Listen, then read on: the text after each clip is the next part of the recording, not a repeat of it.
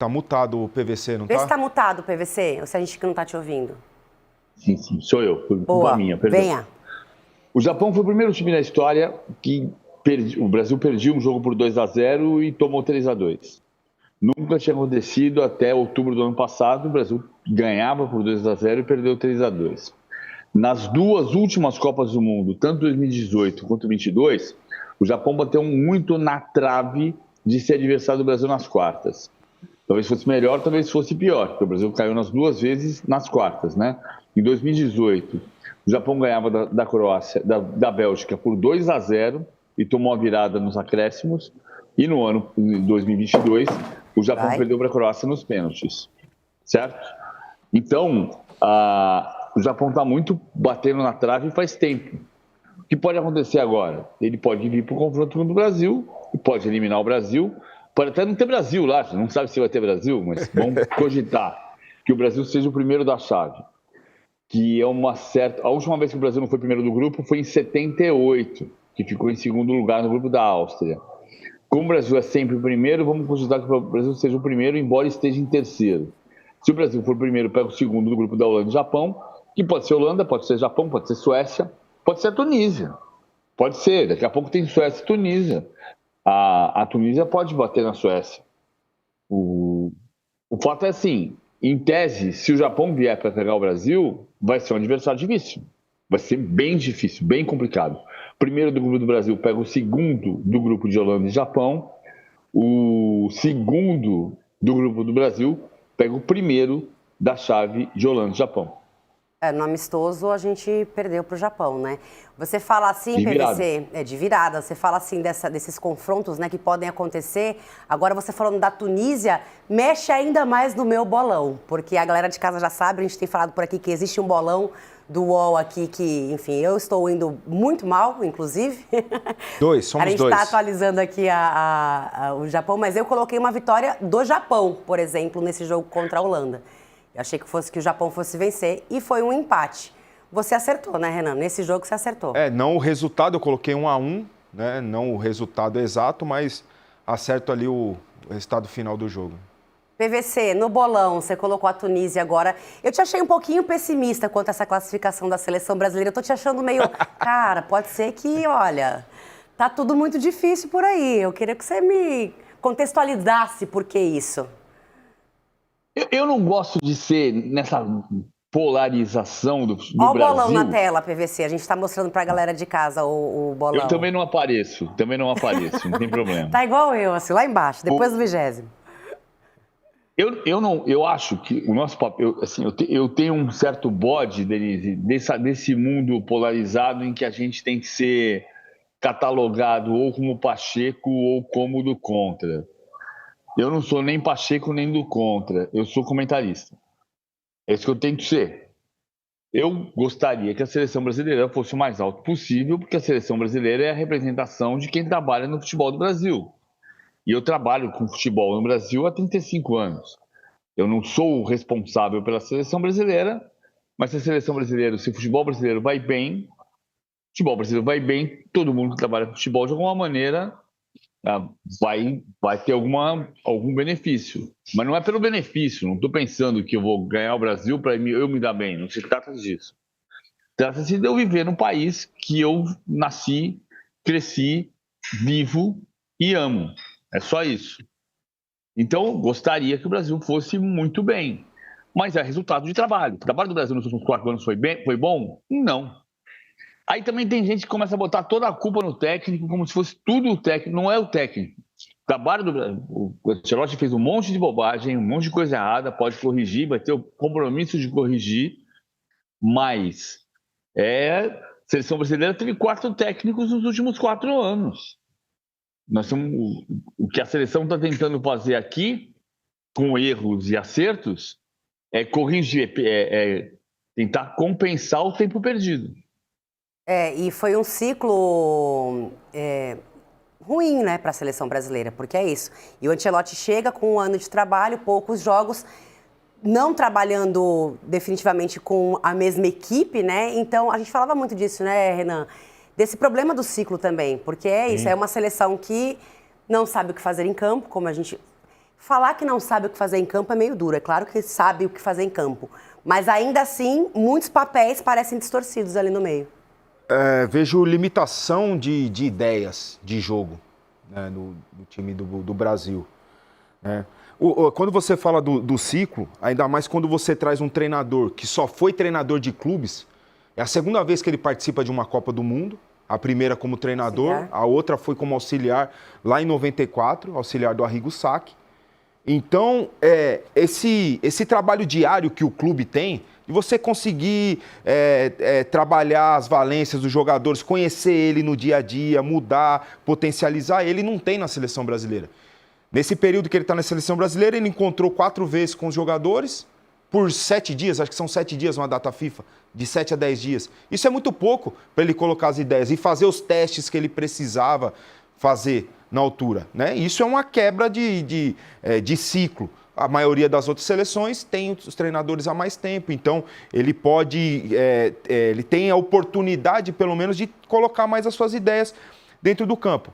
Ele tem esse problema, mas ele teve também a oportunidade de convocar quem ele quisesse, né? A gente falou também na primeira live, né, que o clube, o cara escolhe ali 10 jogadores, vamos lá, 10 jogadores, ele escolhe a dedo, a gente precisa gastar com esse, com esse, com esse. Os outros a gente compõe o elenco. Numa seleção, não. Ele escolhe a dedo o que ele quer para executar o que ele tem como convicção. Né? Então, e quando a gente vê uma seleção tão desequilibrada do jeito que está, pelo menos na minha opinião, era desequilibrada no meio de campo, poderia ter cortado o Neymar. Nós ainda estamos com um jogador a menos na Copa do Mundo, né? E sem previsão de volta, ele não colocou as chuteiras ainda. O Neymar não entrou em campo ainda. Há um mês que ele não entra em campo praticamente para trabalhar, então a gente não sabe quando vai ter a oportunidade que ele tinha de cortar o Neymar, equilibrar mais o time, aí ele perde o Wesley. Então ele equilibrou o meio de campo, agora desequilibrou a lateral. Não temos laterais. O Danilo já não é lateral há muitos anos, né? Ele é zagueiro há muitos anos, desculpe. Então, eu acho que ele vai ter o grande desafio, acho que um dos maiores desafios da carreira dele, porque ele vai ter que variar, ele vai ter que sair um pouco do que é a convicção dele e variar, porque dentro da convicção dele não está rolando. Definitivamente não está rolando. Tem mais 3 treinamentos, né, PVC? A gente pensando que segunda, terça e quarta, já que hoje foi só regenerativo, que é aquela parte de recomposição muscular que os jogadores fazem depois do jogo. Então tem mais 3 dias de treinamento para poder trabalhar para a partida contra o Haiti. Você aí dos Estados Unidos, que tem acompanhado de perto os 15 minutos de treino, que não dá para ver muita coisa, mas principalmente a imprensa de fora do país, o que eles estão falando desse primeiro jogo que viu, do trabalho do Ancelotti e da seleção brasileira? O que você conseguiu observar dos nossos companheiros de imprensa, mas de outros lugares? Eu falei com o Enzo Palladini, é um companheiro meu, velho companheiro que trabalha na Mídia 7, trabalhou no Corriere dello Sport por muito tempo. O Enzo Palladini é um jornalista italiano. Eu sempre tento, Denise, falar com ele em italiano, que eu adoro falar italiano, e ele quer falar comigo em português porque a mulher dele é cearense. É muito doido. Aí eu conversei com ele e tentei falar com o Arrigo Sacchi, mas o Arrigo Sacchi está muito doente, então não tem condição de falar com o Arrigo Sacchi nesse momento. Falei com o Enzo falou: olha, não conheço, não sei como ele tentou fazer esse negócio com o Ibanez. Já tinha dito que Ibanez não ia funcionar como lateral. É muito lento, não funciona. E Casemiro está muito pesado. Ou seja, todo mundo viu, aqui na Itália, em todo lugar, viu a mesma coisa.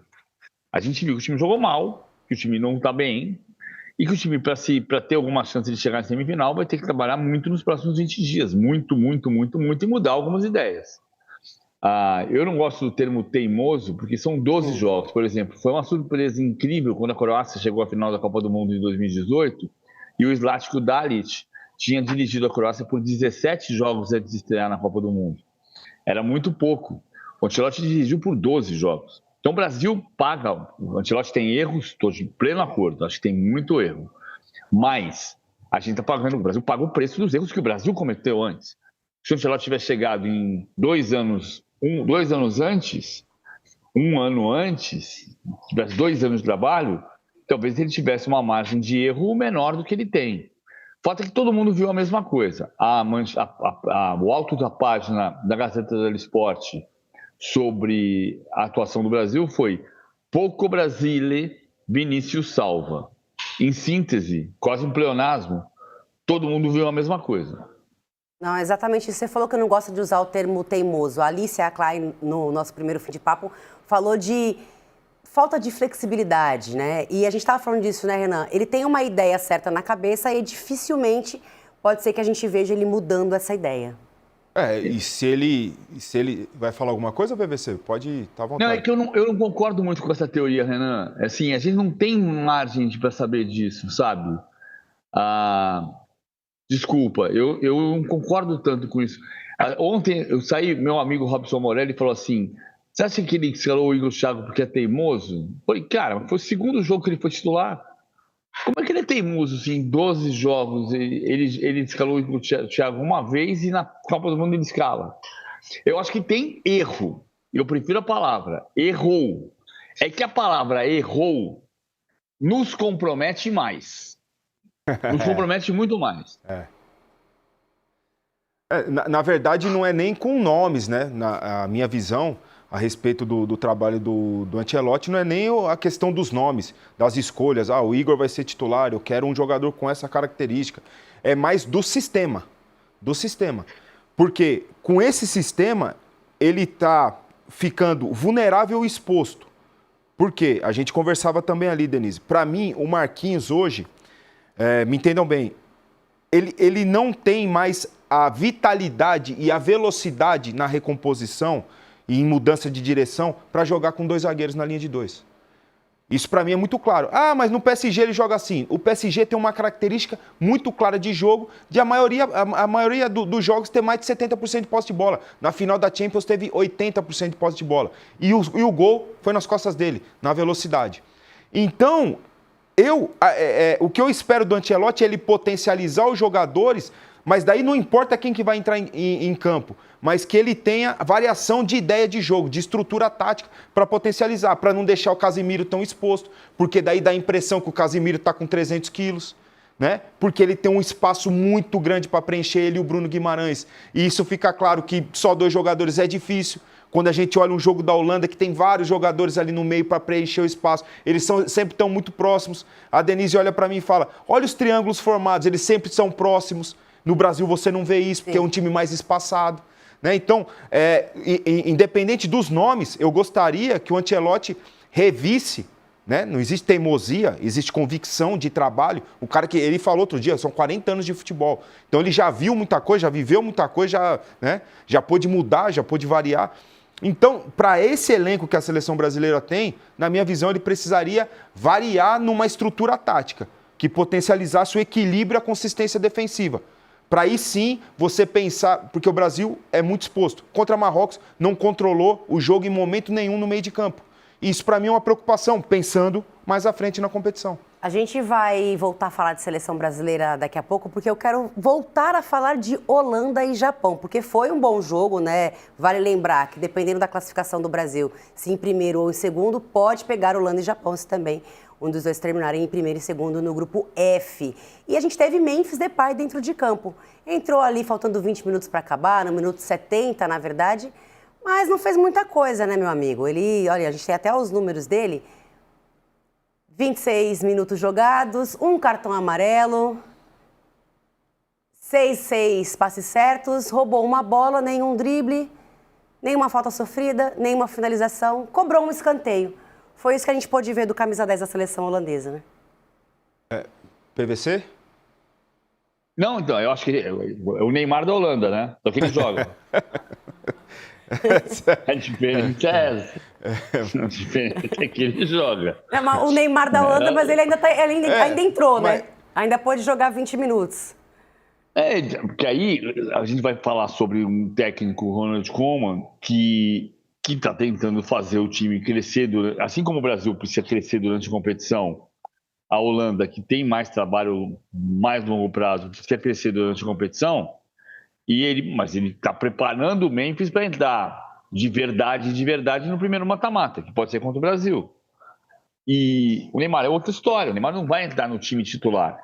Eu acho que a questão central, bom, enfim, vou voltar a falar da Holanda primeiro, é mais importante. A Holanda tem um jeito de jogar porque tem um trabalho de 4 anos.